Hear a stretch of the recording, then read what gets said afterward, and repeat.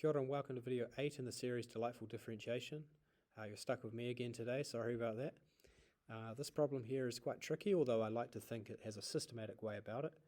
The point P lies on the hyperbola, and the normal to the hyperbola at that point P intersects the axes at R and S. Now we need to show that the midpoint of R and S lies on a different hyperbola with the equation shown. So it's a little bit of coordinate geometry, a little bit of conics knowledge, and of course, because it's in a differentiation series, it involves differentiation. So all the best with this one. After the intro music, we'll see you again for the solution.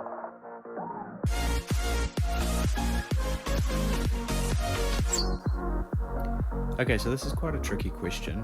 It's quite algebraically involved. It requires a little bit of conics knowledge, but not too much, and the differentiation itself is not actually that difficult, but putting it together is quite a bit. It follows a structure, so there's a few steps that if you follow them systematically you'll get the answer, but there are also a few insightful steps. So the first thing, let's just make sense of this problem. If we've got a hyperbola that's written in the form x squared over a squared minus y squared over b squared equals 1, then it's not a parabola at all, it's a hyperbola, and it opens up sideways. So it looks something like that. A is the distance from the center to the vertex, and b is related to the slope of the asymptotes, which are b over a, but we don't need that for this problem. We've got the hyperbola, and we've got some point P on the hyperbola. The question says that the normal to the hyperbola, which is a line perpendicular to a tangent, intersects the axes at points R and S. So if we draw that normal through there, R would be here and S would be there. It doesn't actually matter about the order, but let's go with that. And then some midpoint, we've got to prove that some midpoint of the points R and S lie on a different hyperbola. So midpoint kind of looks like it'd be there based on how I've drawn R and S, but the midpoint will depend on whereabouts point P is. So if I moved P to say here, then R and S move, and therefore the midpoint goes into a different place. I think I've stuffed up that diagram, it doesn't really work, but the midpoint will be in a different place, and the locus of the midpoint is apparently a hyperbola. So let's just get rid of the other normal and just focus on one for now. I guess you just have to understand that P is a movable point. Alrighty, so first up, it makes sense to start off with our hyperbola and differentiate it, not because this is a differentiation series, but because we want to find the equation of that normal, the normal that goes through the point P. So differentiating implicitly, we've got 2 over a squared multiplied by x minus 2 over b squared multiplied by y times dy dx when we implicitly differentiate, and then the right hand side differentiates to 0. A common mistake, students forget to do that, and they just leave the 1 going down.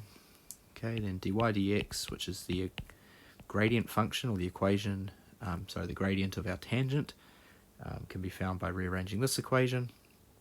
We can divide the 2's out, and we can move the x over a squared to the other side, and then we can times by minus b squared over y.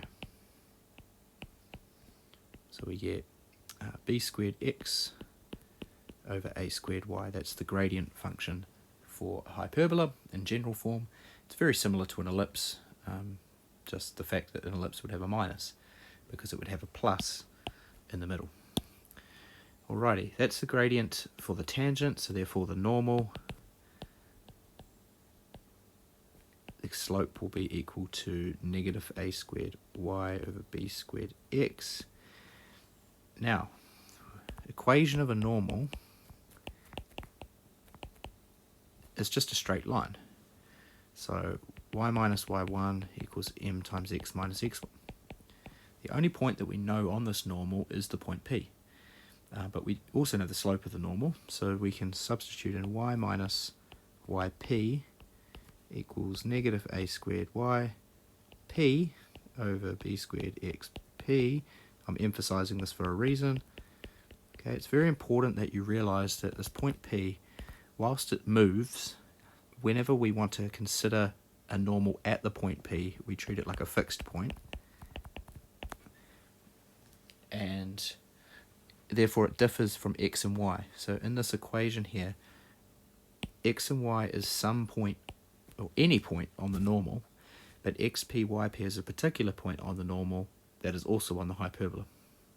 And we need that distinction. You don't have to use subscript notation. You could just use, like, I don't know, CD if you wanted to. But using subscript notation helps me remember what value is an x value and what value is a y value. Okay, from the outset I said this was a systematic approach. So what's the next step, you reckon? If we've got this equation here, now if we want to find the midpoint of R and S, we need to find the coordinates of R and the coordinates of S. So R is a y-intercept, so it has an x value of 0 and some y value. So y value of R. And then S, well, it's a switch. It has an x value of S and a y value of 0. And these points are also on the normal. So we need to find the intercepts of this normal. The first one, make x 0. If we make x 0, then we're going to get y minus yp equals negative a squared yp over b squared xp times by 0 minus xp. The xp's there cancel. The minuses also cancel. And then we can make y the subject of this. We've got y is equal to a squared yp over b squared plus yp. And we can put those as a common factor if we want. We've got a squared yp plus b squared yp all over b squared, or a squared plus b squared all times yp over b squared. Do the same thing for s, except this time make y is equal to 0. I'll speed up the working for you. You end up getting x is equal to a squared plus b squared times xp all over a squared. There's some symmetry there. Now we want the midpoint of R and S, and because we've just found intercepts, the midpoint can be found quite easily. We don't have to do any averaging or anything.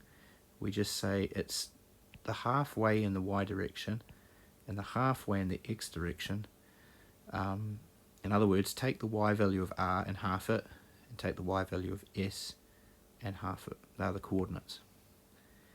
So the midpoint will have coordinates xm, a squared plus b squared times xp all over 2a squared, and the y value of the midpoint will be taking the y value of the point R and halving that as well. So a squared plus b squared yp all over 2b squared. Okay, now the last step is to prove that these points draw out a hyperbola. I've got parametric equations here. I've got x and y written separately, but we want to make it into a Cartesian equation because the question is saying show that the midpoint of R and S lies on this hyperbola. So we need to go back to what is xp and yp. Well, we know that xp and yp lie on a hyperbola. Okay, and this is the key to getting these equations into one. We know that xp, yp is on the hyperbola with equation x squared over a squared minus y squared over b squared equals 1. In other words, we know that xp all squared minus yp all squared equals 1. So that's where we start. We make xp and yp the subject of our equations, these ones. xp and yp the subject of those, and then we substitute into this hyperbola, knowing that xp, yp is on that, so therefore it must substitute in to make 1. So making xp the subject of the first one, we've got a squared, no, what am I doing? Not this one at all, the one that I've written here. Make xp the subject of that. We've got 2a squared times xm all over a squared plus b squared times xp. No, that was a bit of a mistake as well. That equals xp. And 2b squared times ym all over a squared plus b squared, that equals yp. Take these both and substitute them into the hyperbola equation here, because we know that xp yp satisfies that equation. So we've got 2a squared xm, that's going to be over a squared plus b squared, all of that's going to be squared, that's the xp squared, all over a squared, minus, do the same thing with the other one, 2b squared ym, all over a squared plus b squared, all squared, that's the yp squared, all divided by b squared, and we know that equals 1.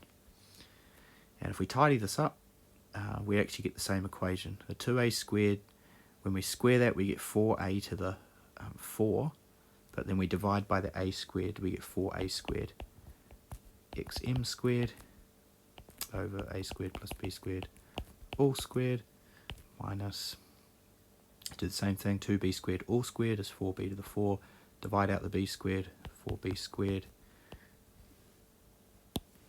ym squared over a squared plus b squared all squared equals 1. And that there, I believe, is the hyperbola we were trying to prove. It is. Okay, turns out you can do this in a similar way, but using parametric equations, and it's nice in some parts, but you can start off by saying x is equal to a sec of theta and y is equal to b tan of theta, because that's the parametric equations for a hyperbola. The differentiation step is okay. You can find the gradient function, you can find the tangent in terms of some point on the hyperbola, just like we did before, and if you work that through, you end up getting the midpoint has coordinates of x midpoint equals a squared plus b squared all over 2a times sec, I'm just reading from my notes, times sec, say t, where t is some determines some position on the it's kind of like the p from earlier. It's not, theta is a general point on the hyperbola, t is a specific point, and then your y midpoint turns out to be a squared plus b squared all over 2b times tan t, and that's enough to say that it is a hyperbola because it follows the same structure of parametric equations. But if you didn't like that, you could substitute into the identity, which is sec squared t minus tan squared t equals 1, by making sec and tan the subjects of those equations again. You end up with the same Cartesian equation we had before. The working's about the same, but often conics problems can be solved nicer using parametric equations. And just before this video finishes, I've made a GeoGebra diagram just to help us have a look at this. So I've got the hyperbola in there, and I've just made a and b random values. Point P there is a point that's stuck on the hyperbola, and the normal there has been drawn. R and S are the intercepts, and the midpoint there is also there. Now I can turn the trace on for the point M, and it tracks it. So if I move P, then the midpoint changes. And there we go. It looks like a straight line, but then as P gets closer to the vertex, M turns around, and it's clearly tracing out a curve. And then if I turn the equation on, which I've hidden at the moment, which is the equation we've just proved, M, the locus of M is actually that hyperbola, which is quite neat. Anyway, so hopefully you found that video okay and following it through. Like I said, it was a tricky question, but it did boil down to just differentiating, finding an equation of a normal, finding the intercepts of that normal, and then the midpoint was the average of those points. The tricky bit was realizing that the point P lied on the hyperbola, which meant that you could substitute the xp and yp equations into the hyperbola and prove that xm, ym also generated a hyperbola. See you in the next video.